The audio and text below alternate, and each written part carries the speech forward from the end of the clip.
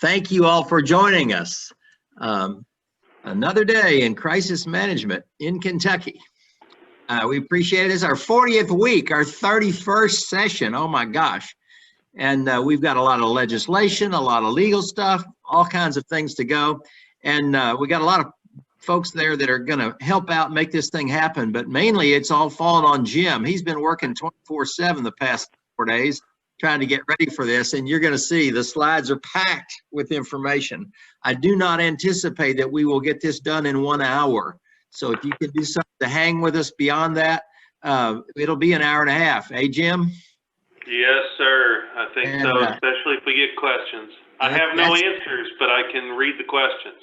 Yeah, it's going to be, it ought to be exciting. I mean, there's a lot of change that's occurred here in the past couple of weeks. So let's hit the ground running. We'll cover this stuff. Please give us your questions on the chat box.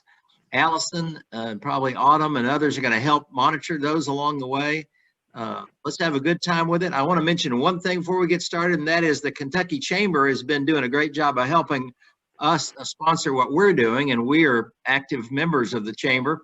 And they're going to do a meeting on January 15th from 10 to 12. Strategies to help your workforce navigate COVID-19 fatigue.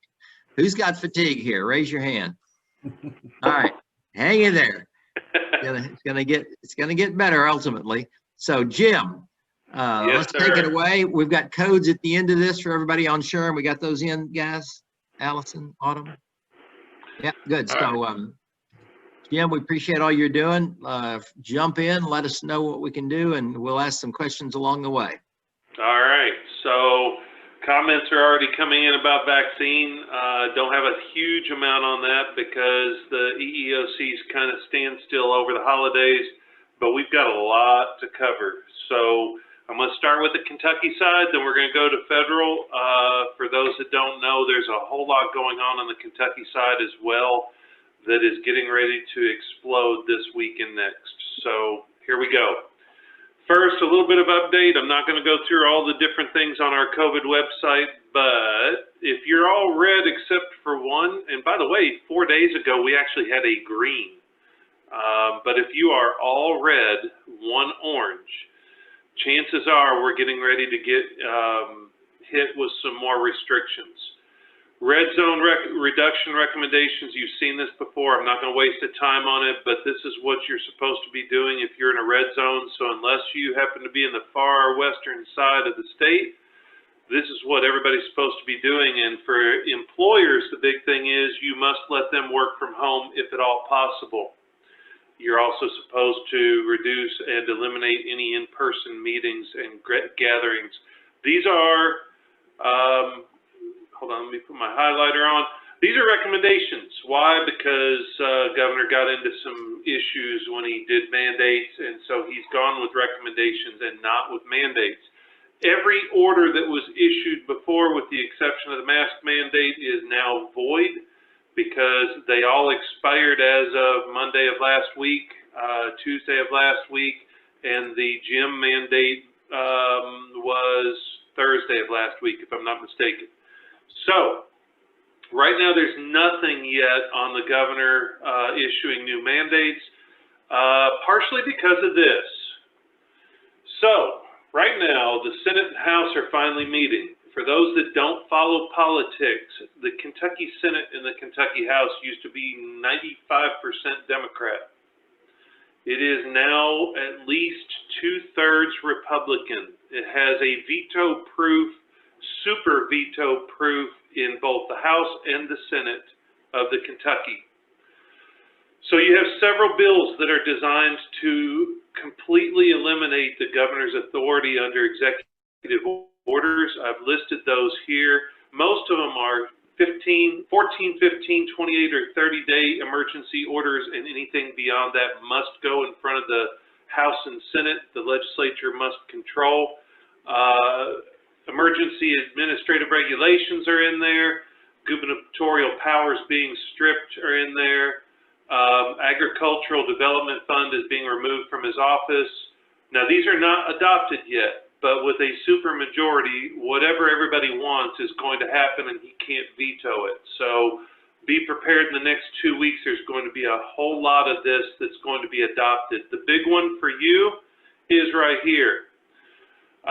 Senate Bill 5 is designed to allow for liability protection for owners of premises during a declared emergency. This is going to be retroactive to the date of the emergency declaration in April. And it also is going to protect anyone, not this one necessarily, but there's another one that says you can ignore the governor's emergency order and continue to operate your business. So there's a whole lot of those that are being thrown around. I don't know which ones will be adopted. I don't know that they'll be as reckless as saying you can just simply ignore it. But you see the 30 days, and another one in here. There's a big push right now for exemptions for mandatory immunization. For employers, the big news is that they are going to preclude the ability to force immunization by an employer and to discriminate against someone for refusing to take the vaccine. So watch that one closely, because if and when that one gets adopted, vetoed, and then override the veto, that becomes law. You can't take action against an employee for refusing to take a vaccine if there is a law in the state of Kentucky that says you can't do that. The House is a little bit crazier. There are more people in the House, and as you see, I had to read the contents of 218 bills, actually around 250. So this one, number one, has been on there ready to be adopted since May, I believe. It was pre-filed. It allows a business to remain open as long as they meet or exceed CDC guidelines, and basically says the governor can't shut down businesses. It's called the Third Shutdown Protection Bill. There's also one prohibiting governors from issuing executive orders temporarily reorganizing state boards. There's one for schools and businesses will be liability protection that's kind of coinciding with the Senate bill. One limiting it to 28 days power, 14 days power, extended only by the legislature. It precludes limitations on worship. This one is the one I think it's going to be adopted, and it's huge in terms of the number of things being adopted and changed. Basically, hands off of religion. Can't treat religion differently than the non-religious sector, which is what has, and he has been overturned by the federal courts many times for treating areas of worship different than like protests and other things. This one is important for you because this is going to authorize, 104 is going to authorize lawsuits by businesses against the Commonwealth for lost income and damages that are caused by an executive emergency order of the governor. Right now, for those that don't know, governments are basically kings. Under the law, that's what we call them. You can't sue the king unless the king allows you to sue them. It's called sovereign immunity. And the state of Kentucky, you cannot sue the state of Kentucky unless the state says, you know what, we give you permission. This is a huge one because it may be retroactive. They've not yet decided it, but it may allow businesses to sue the state to recover money for the fact that they lost income due to an executive order. One of the other little things, I didn't put it on here, but it's huge as well. For those that don't know, the most powerful judges in the state of Kentucky are not the Supreme Court. We have two judges sitting in Franklin Circuit Court. I know both of them. I think they're very nice gentlemen. They're very good judges, so this is not an attack on them. But if you want to do anything involving the state, every single lawsuit has to be filed in Franklin. So they control everything statewide.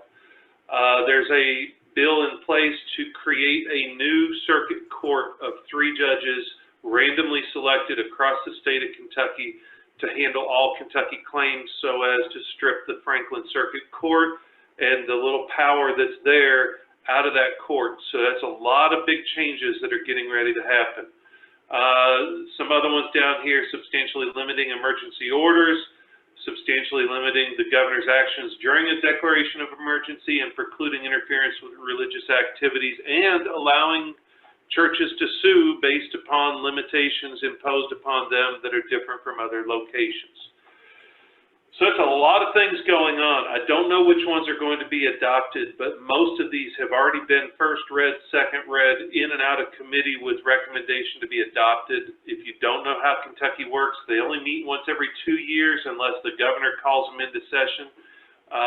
So they are making hay. They stayed open on Saturday, 2 days ago, to make sure that they kept things moving through. So a lot of these are going to be adopted, and it's going to drastically change everything going on right now, both with COVID and outside of COVID, because the legislature has decided that they don't appreciate how things are going.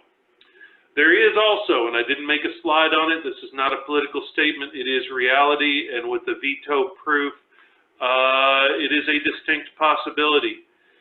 There is a petition that has been circulated to impeach the governor. There is now a committee that has been assigned to determine how to appropriately address the impeachment request. It was filed outside of the legislature, adopted by the legislature, and in committee right now, so that's also going to be happening before the beginning of February departure. One of the bills allows the legislature to continue so long as they believe that there is a need for them to continue on 14-day renewals. Right now, the governor's the only one that can, under our rules, that can continue the legislature. So look for a lot of changes. Be looking at the Herald Leader, the Courier Journal, and if you really are excited and want to read the rules, you can go to the Legislative Research Commission. But there will be a lot of changes that are going to pop in. All right, so I've gotten a lot of questions about vaccines. Go back and look at what we did. I know a lot of you were on vacation during the Christmas holidays and you didn't see it. I literally had 6 slides straight on what the EEOC has said about vaccines and businesses doing them. But since I've gotten so many questions, I did boil it down to 1 slide and present it to you here. But this was issued on December 16th. We had our last presentation, I want to say the 23rd, I could be wrong. Go back and look at that presentation though, because they issued like page after page of new guidance. But the gist of it is this. The quote from them is the big one, which is the EEO laws do not interfere with or prevent employers from following the CDC or other federal, state, and local public health authorities' guidelines and suggestions with regard to vaccines. However, EEOC then goes on to talk about GINA, which is the Genetic Information Protection, and they also talk about the ADA. So the short answers, the most critical ones that they had on there, I've boiled down here. Administration of a vaccine by an employer is not a medical exam, so you're perfectly fine to issue those. However, pre-screening questions are. So there's the rub. Because in order to give the vaccine, there's a whole list of questions that these vaccines and the CDC are requiring you to ask your employees to make sure they don't have an adverse reaction.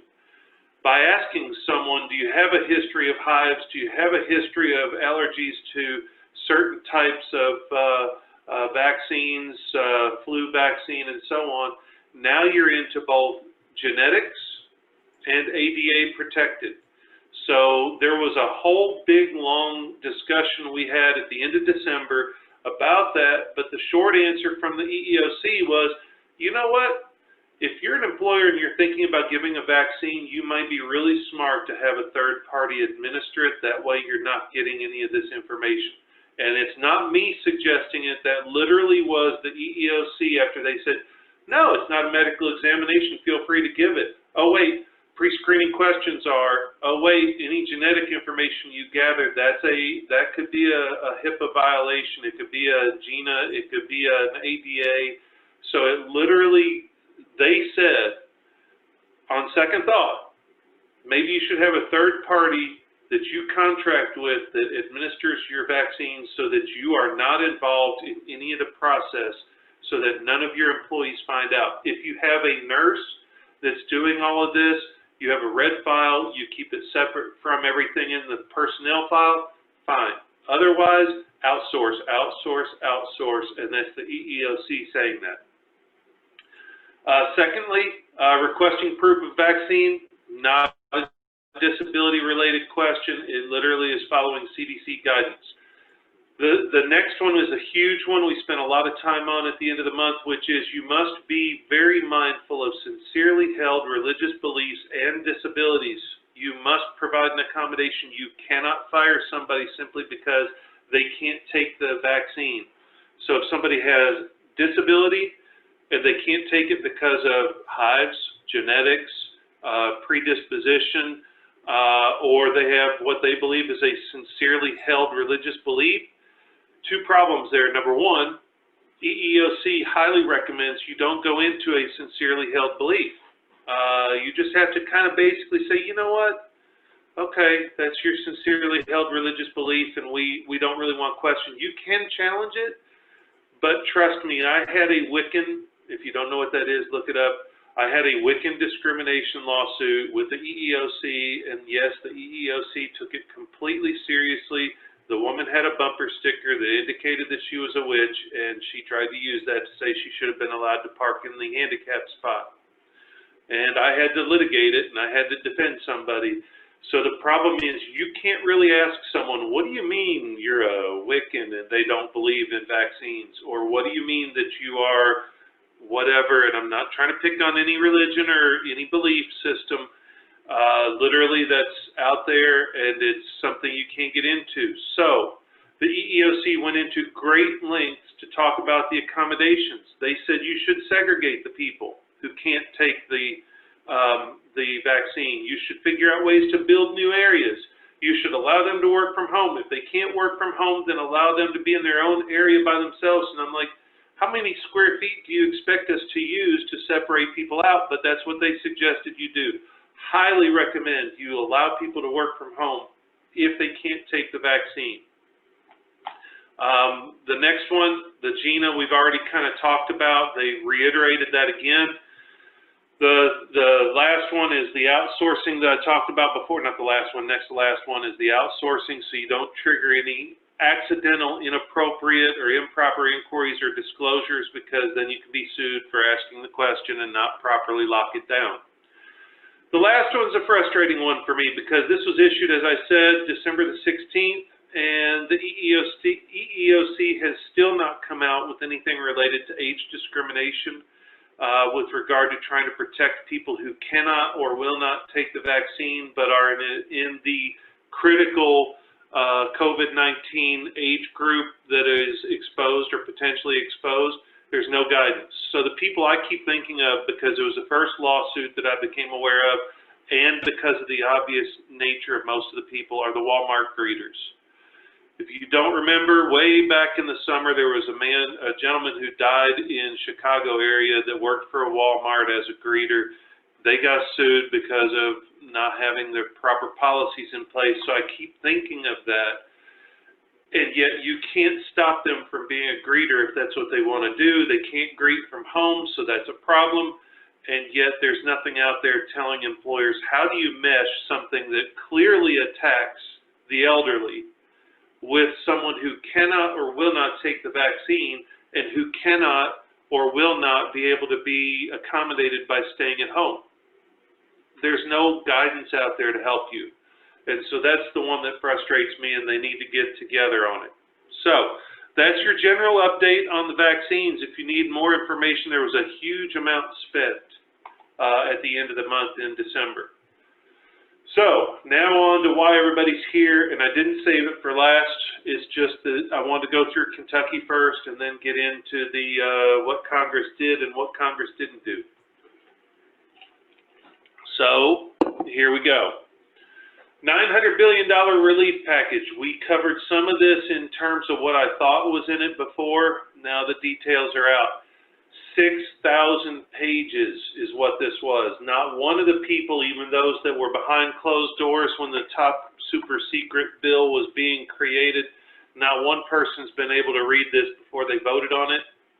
quite frankly, it's an embarrassment. It's an embarrassment that it was attached to an omnibus spending bill, which is our regular annual spending. Just so you know how big these various bills are. Our regular spending bill was around $2 trillion. This is basically $1 trillion on top of the $2 trillion. The first two COVID spending bills, I think, were $4 trillion and $2 trillion. So we've been spending more on COVID relief than the entire budget of our government, including all of the military, all of the infrastructure. If you're not afraid as to what's going to happen with that, you should be, because there's no way to get out of the spending that they are doing here. All right. It is easier for me to talk about what's not in this bill than what is, because there's everything from gender reassignment in Pakistan to, I mean, the money in this thing is outrageous. The money being spent, billions of dollars overseas. Each of you, though, if you made less than $75,000, you got $600 each. So congratulations. But what's not in this? The employer liability protection that I've been talking about, that has been paramount concern of everyone involved for businesses, did not make it in because the Democrats, and this is not a political statement, I'm going to be on both sides of both of these. Republicans wanted to protect employers that follow government-issued health protocols from COVID-19 related lawsuits. Democrats said no, they didn't want to do that for consumers and workers. They wanted to allow lawsuits. So that's number one. Number two, local government aid. The Democrats wanted to bail out. Chicago was the big one. Chicago's basically been in bankruptcy for the last 6 years. They have no money coming in. Illinois has been in bankruptcy for the last 6 years. The Democrats wanted to establish state and local government wiping away all debt, which would be a couple of $1 trillion to wipe away all of the government debt.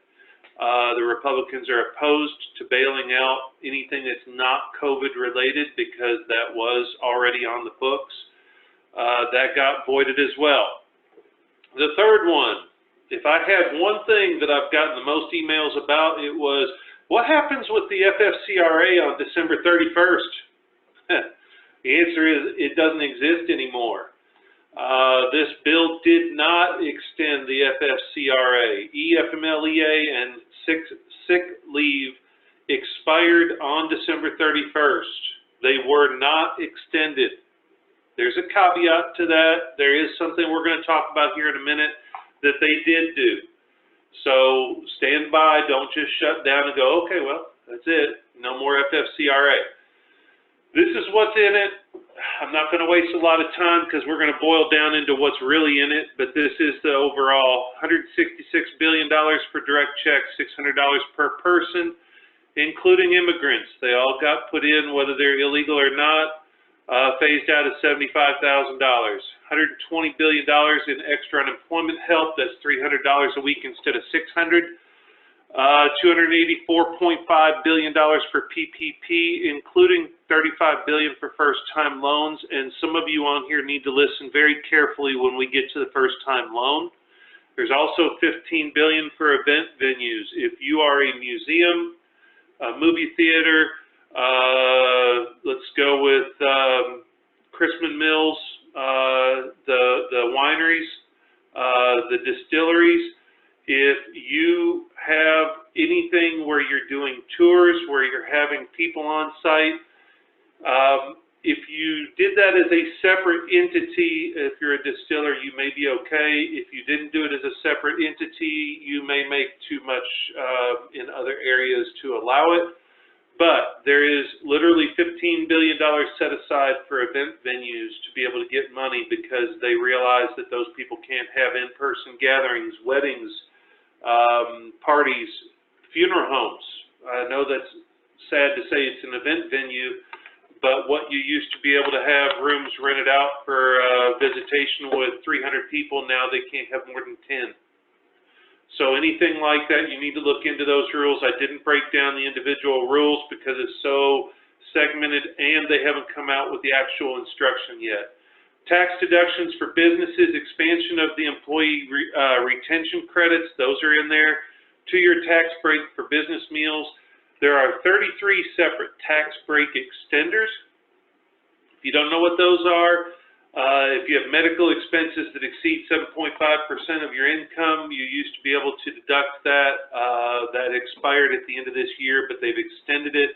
They've done several of those across the board. Student loan deductions, above the line deductions, they extended 33 of them. I didn't include it. Most of those are for individuals, not for businesses. You'll see in here where it does things for businesses. I kind of listed those. Payroll tax subsidy for employers offering paid sick leave. This is the caveat that I was telling you about.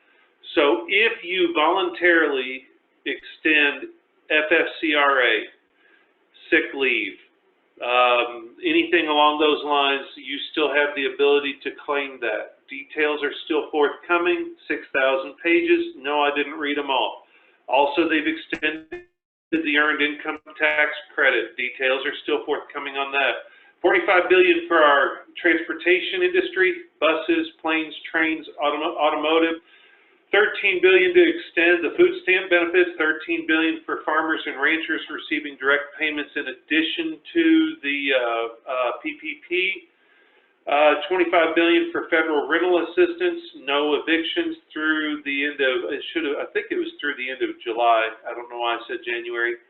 $82 billion for colleges, $54 billion for public schools, $23 billion for higher education, $10 billion in direct payments to child care, $50 billion to purchase and distribute vaccines. If you haven't reached out for your handout, you might want to do it. If you're one of those people that's principled saying, well, I'm not going to do it because our government can't afford it, the reality is you're going to pay for it anyway because they are making everybody pay their part. So get your money if you can because you're going to pay the taxes on it both ways. So that's the money being spent. Unemployment insurance. 3 different programs were extended. The main program, I didn't put the alphabet soup as to what it was because it's the Federal Pandemic Unemployment Continuation Act, something like that. I call it standard program. It's extended through March 14th, but it's lowered from the 600 that we used to have on there to 300. The PUA was on there for your independent contractors, your gig workers, people who typically did not qualify for unemployment. That is extended through March 14th, and it's also $300, and it also increased to 50 weeks instead of 39 because people were going off of it now that they're at the end of the year, so it extended it the 11 weeks. The Pandemic EUC, I can't remember what it stands for. Oh, Exhausted Unemployment Compensation Act is for those people who've been on unemployment so long with the states that there's no longer unemployment. So they also get it extended 24 weeks instead of 13 through the end of March or middle of March with a 3-week phase out to April the 5th as well. Also, if you have anyone who's working as a federal contractor and any of the federal contracting locations are shut down, they get free money because the government allows you to just keep paying them and all subcontractors who cannot telework even though there is no job for them. So just keep on paying them. If you don't know what that is and you have a federal contract, look into it. If you know what it is, it's part of this free money grab as well. Tax issues.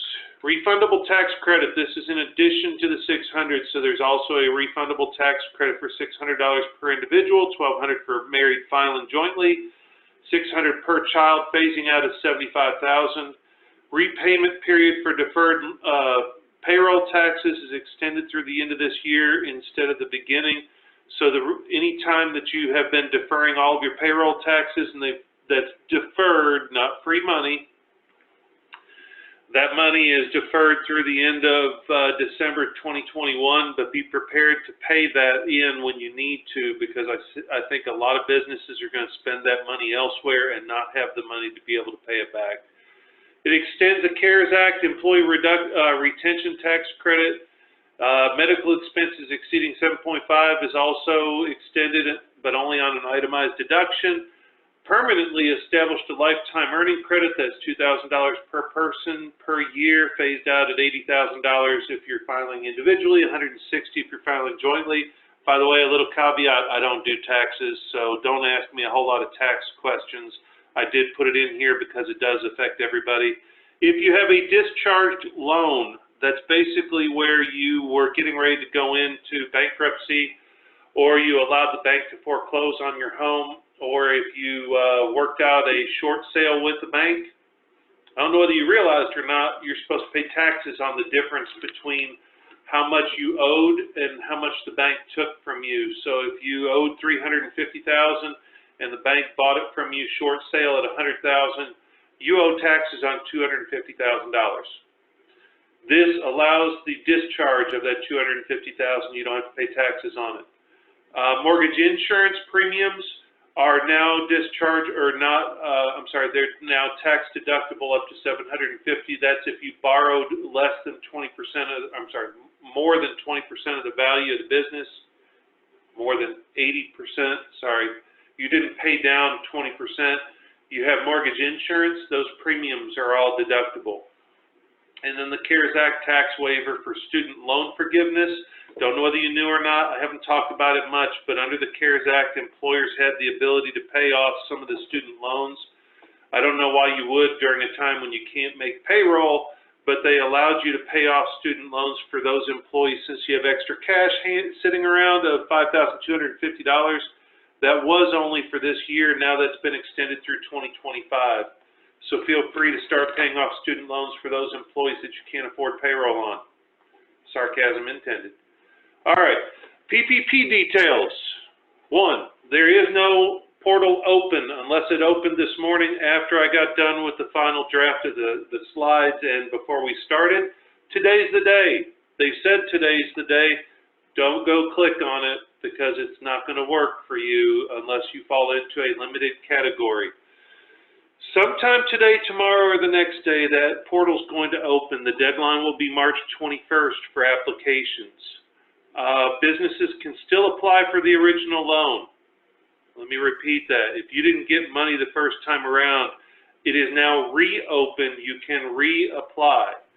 $15 billion has been set aside for those that have 10 or fewer employees for additional monies just for them. Those first-time applicants, there is no consideration, you'll understand this here in a minute, about the 25% year-over-year revenue drop. And you can either use 2019 or 2020 financials for determining your loan calculations, since the government understands that 2020 sucked. Literally, that's kind of what they said, is we understand you probably can't use your 2020 tax returns because you had no revenue. It was such a messed up year. We're going to give you the choice, use whatever you want to use.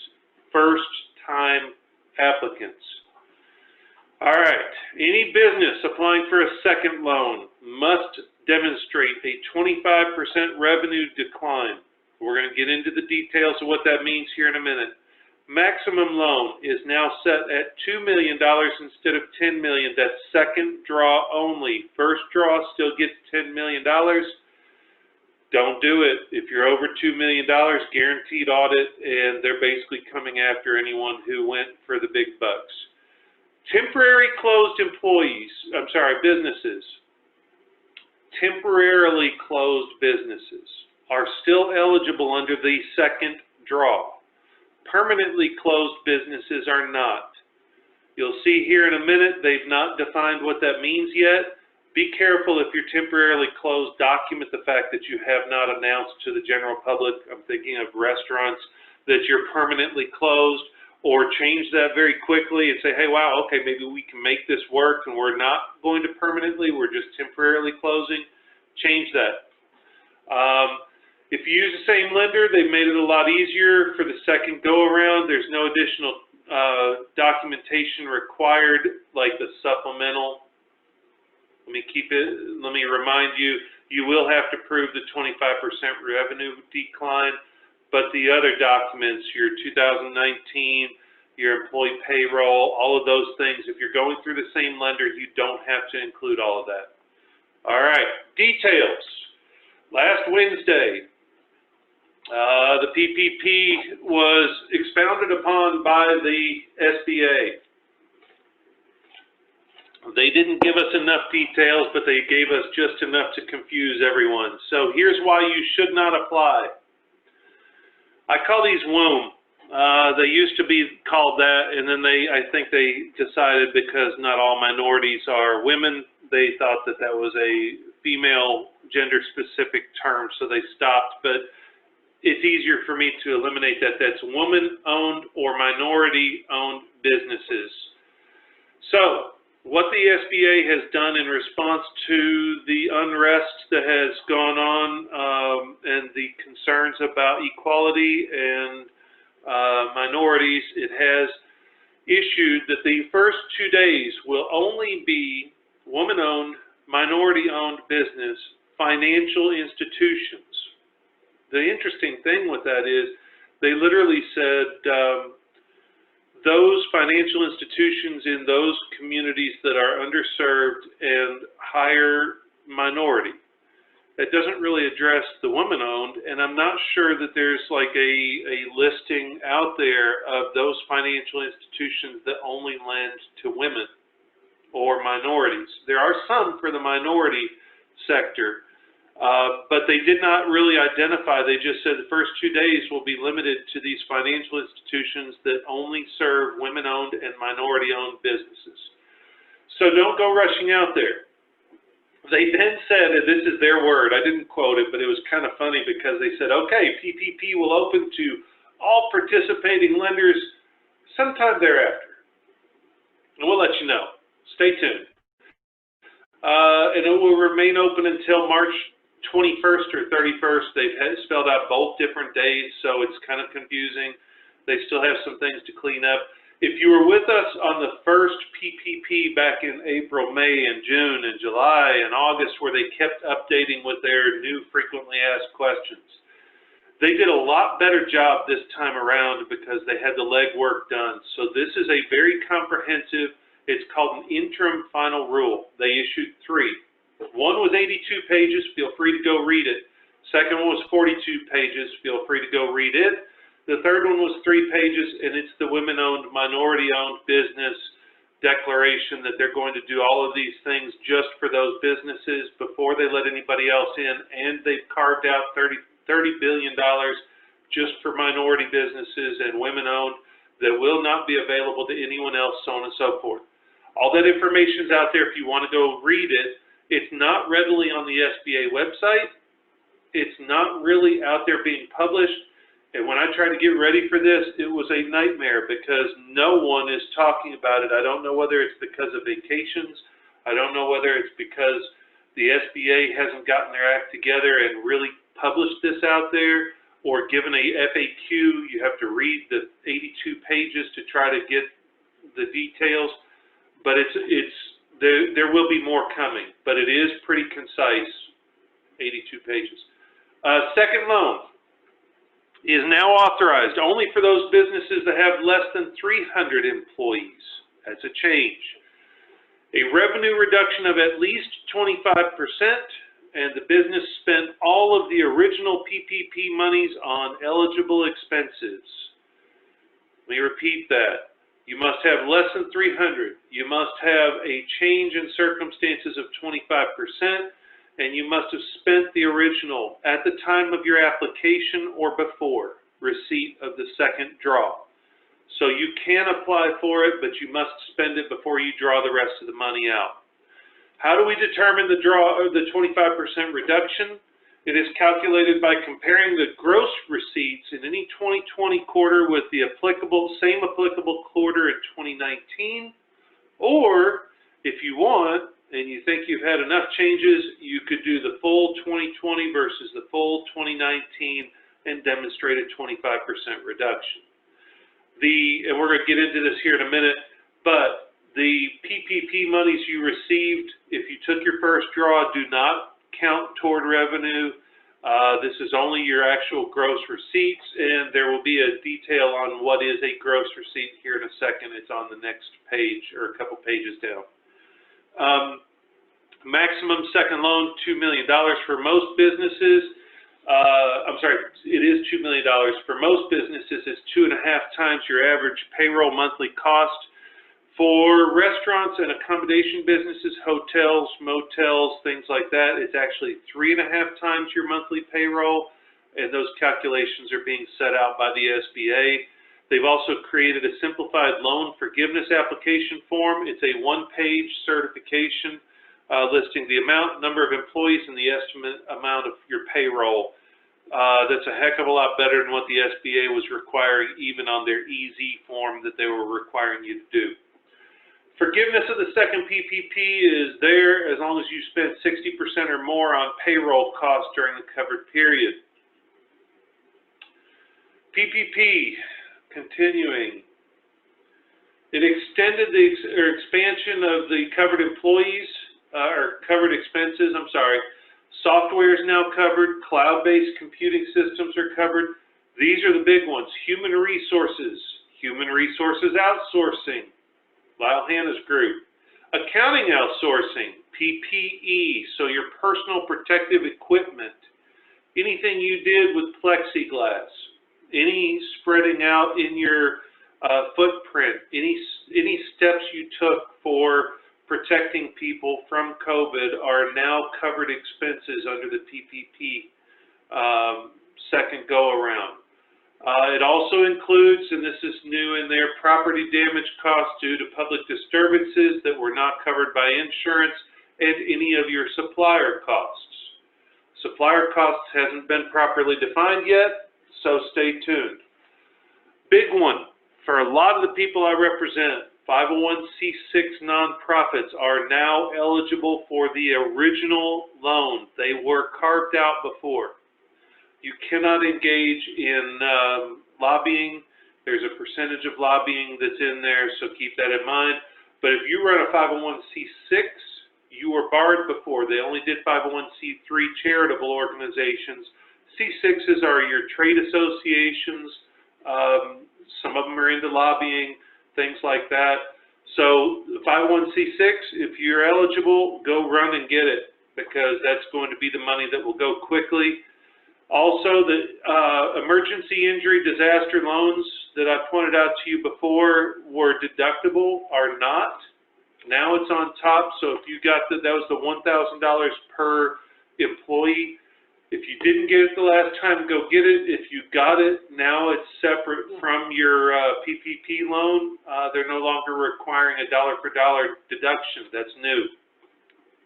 It overrode, so all the things I told you in October and November about the taxes and IRS being jerks about it and taxing you on your payroll expenses, this new bill overrode the IRS.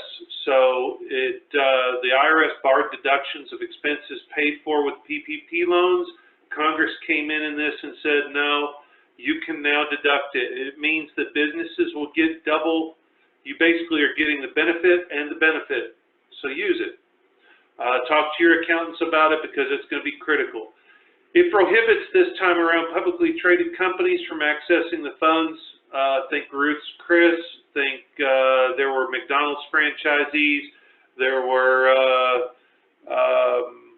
Steak and Shake, several that took out $10 million loans and then handed them back. They're trying to stop that. If you're dealing with the Chinese government, you're not going to get any PPP money this time around. That's new. There's also a farmer and rancher calculation for PPP. I haven't read into that, but I was thinking about John Green and Keeneland. I was thinking about some of the other farms around here, because I think that those calculations are going to be a little bit different, so stay tuned on that. They're going to pop in some new rules. They also established rules for faith-based and churches to maintain their eligibility. And again, this is nothing new, but just so you remember, you can either do this during an 8-week covered period or a 24-week covered period. It's up to you. All right, last page, and then we're going to answer questions, hopefully. Wow, I got through in an hour. All right, PPP details. Group insurance payments count toward payroll costs, including group life, group disability, group vision, and group detail plans. Ineligibility for businesses that receive a grant under the separate venue. So if you are a venue, you cannot receive both the venue and the PPP second go-around. You get one or the other. They have not yet established or really talked about, could you get your original loan and now get the venue money? I don't know. But the second one, clearly you cannot. Reapplication option for PPP maxes. So if you returned any of the money the first time around because of all of the ridiculous confusion back and forth, and there were people that were just like, this is scary. I'm not going to take the money because I can't figure out what the SBA is thinking, and some of them just handed back the money. You can now go back in, reapply, and get the money that you handed back the first time around, any of it, all of it, and then you can also apply for the second one. New PPP forms are going to be coming out from the SBA sometime this week. The portal will be coming out sometime this week. And then the last little tidbit goes back to the general definition of gross receipts. 6,000 pages, they couldn't figure out how to define gross receipts because why have 6,001? So instead, they left it up to the SBA, and the SBA said, you know what, we're going to look at, this is Code of Federal Regulations, but they're going to look at the SBA's size regulations, and the SBA defined gross receipts. Basically what it is, anything you get from anywhere with the exception of no PPP funds. So dividends, interest, services, rents, royalties, fees, commissions, reduced by returns and allowances from any source whatsoever except your first draw. So go in, get an accountant, compare your 2019 to 2020, see if any of those quarters have a 25% drop. If any of those quarters have a 25% drop, you are eligible for the additional draw. The additional draw is not going to get you to the March time frame, but it's designed to get half of it there. So there's still some things popping out. I expect probably had some while I've been on the call from the SBA. If you need to go to the SBA website for information, let me see if I can pop this up here. This is the SBA website.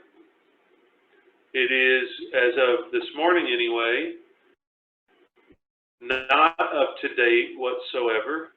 It did not really have the FAQs. It had all of your original. Here is your, right here on the screen is your EIDL loan application. If you didn't go through it the first time, go through it now. I'm going to copy that and dump it in here as well. Whoops. I just sent that to one person, not to everybody. Sorry. There's one.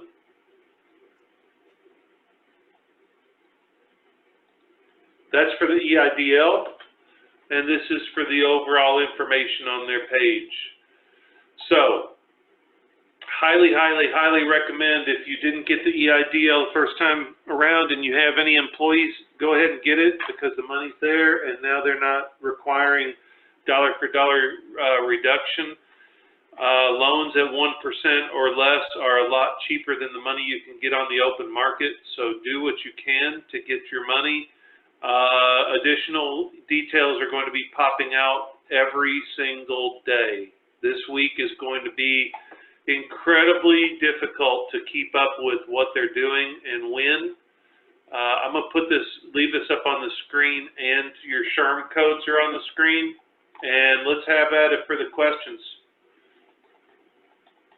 Nice job, Jim. We didn't think it was possible to get through that quickly. Good work.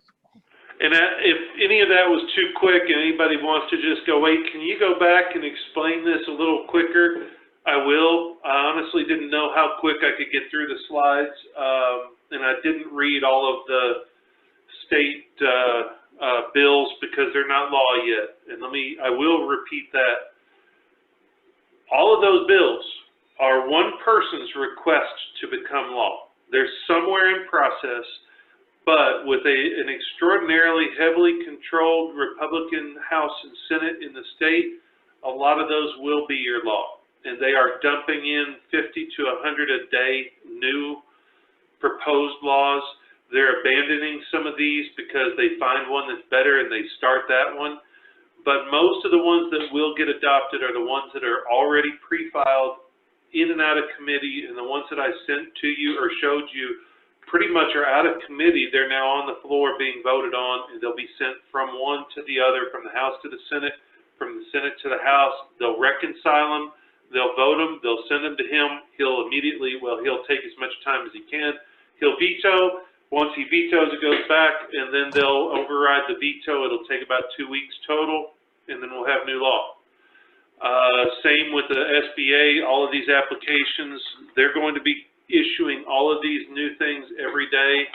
And then, of course, we're going to have vaccine updates, in my opinion, that are going to be coming in. We didn't include them this week in terms of who's getting them, what the order is, because honestly, we had so much to cover, I wasn't thinking we could get through it all. So there we go. Awesome. Well, good. Well, we have a couple of questions. So one is, do second PPP loan folks have to have already filed forgiveness application for their first loan to qualify for a second loan? You don't have to have filed for forgiveness for the first loan. You have to have used all of the money. If I were you, I would go back to the same lender that you went to the first time, and they don't have the application yet, but it should be there any day now. Go into them and ask them what you're supposed to do. But my understanding, and I could be wrong, but my understanding is that you don't have to have been forgiven, because remember, some of these lenders haven't even figured out what it means to forgive. They're still waiting on the SBA and the Treasury Department to clean up all of that stuff. So you don't have to wait on the decision, but you do have to spend all of the money before you take the second draw. Okay. And then this question says, I believe at the beginning you mentioned executive orders have now expired. Does this mean the Healthy at Work document is now obsolete and we would keep many parts of it? Okay. No, so there are certain ones that didn't have an expiration, and that's part of what the House and Senate were so upset about. Typically, if you think back before this, because nobody ever thought there would be a pandemic, typically when a governor declares an emergency, you have a tornado in one community, you have a flood that hits Cynthiana, you have, because that was one that was a big one recently, you have some kind of, like the protests in Louisville, you have fire that burns down a part of a city. So you have an emergency declaration. It's instantaneous and it's done instantaneously. So it might be, let's say it's a week, 10 days, 2 weeks, snow emergency that goes on for a couple of weeks while they're plowing all the streets. What we had here was unending orders, and those orders are what has caused the House and Senate to step in. There are several orders that had no expiration date, so I apologize for misstating that.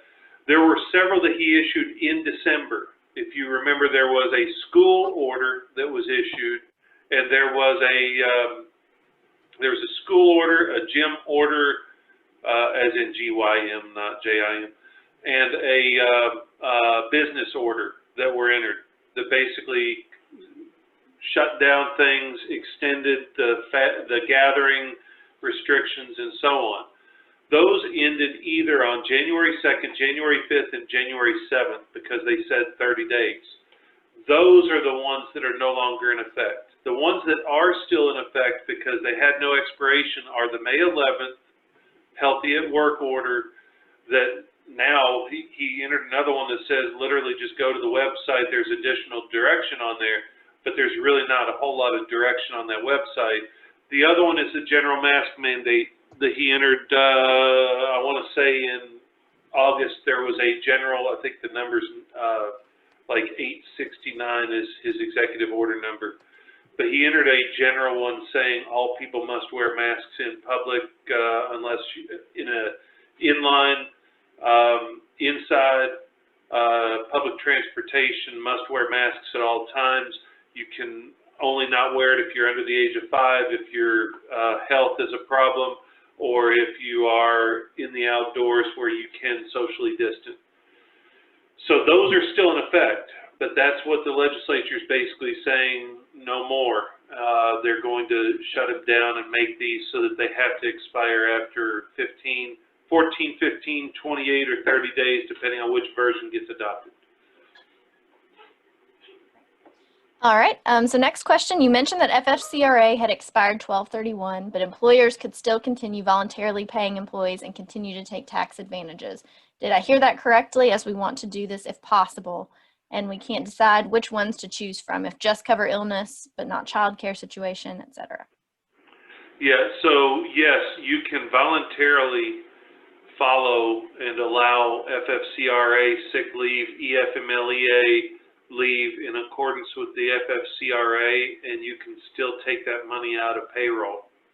The problem I see, and this is just the attorney, the details of this, like I said, 6,000 pages, nightmare to try to figure out what they're thinking, still trying to distill down and figure out where to recommend, or how to recommend to people how to handle it. When I hear a comment of, so we want to do this for sick people, but not for those with child care, that's when you're getting really dicey on, wait a minute, are you going to adhere to the FFCRA or are you not? Does the law allow you to pick and choose now and say, we're going to do this for people who are actually sick, but not for those that just went to Florida for a week and now they're on a 14-day quarantine? We're going to do this for people, but not for people who have children out of school. I don't know the answer to that yet. That is a purely legal question, so I should have. But it's so new, so fresh, no EEOC guidance, no federal guidance, and I'm still trying to read through all of the paperwork. I would be very careful about following it, but not following it. We're going to pick and choose, and we're just going to do certain things, and that could create a problem. So yes, they have extended the ability for employers to pay people sick leave through March 31st.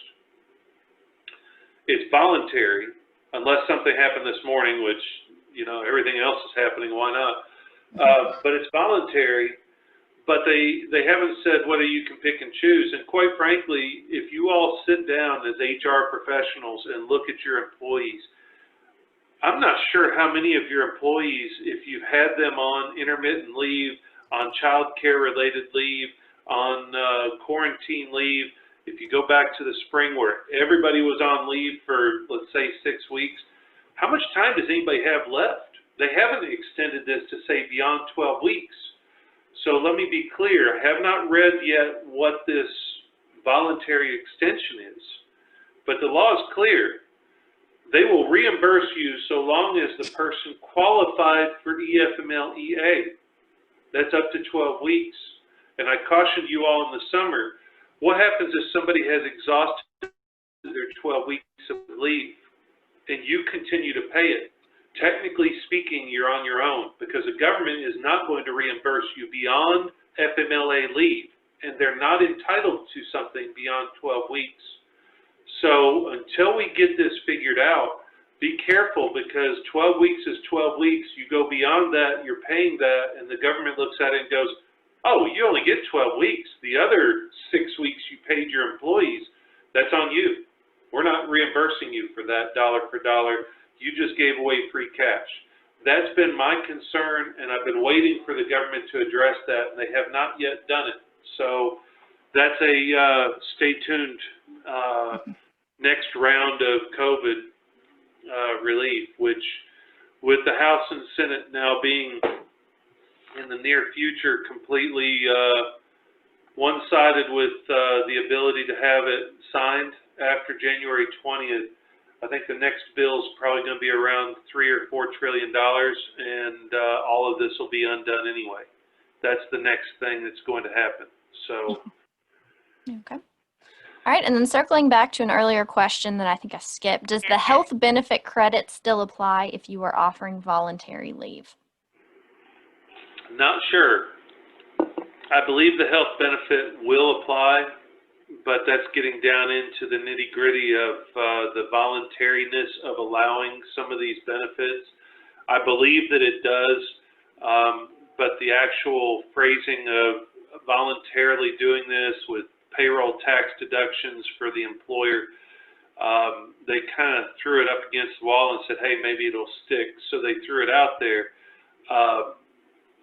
Gut reaction is yes, but I don't have the precise language to say, yes, absolutely go with it. So if I were you, I would wait until we can get a little bit more granular with some of these details. And that we're probably going to be doing that next week, I would assume. All right, looks the like week that's after. all the questions. All right, Jim, way to go. Holy smokes. An hour. One Anything hour. else from people? Anything else people want to know about?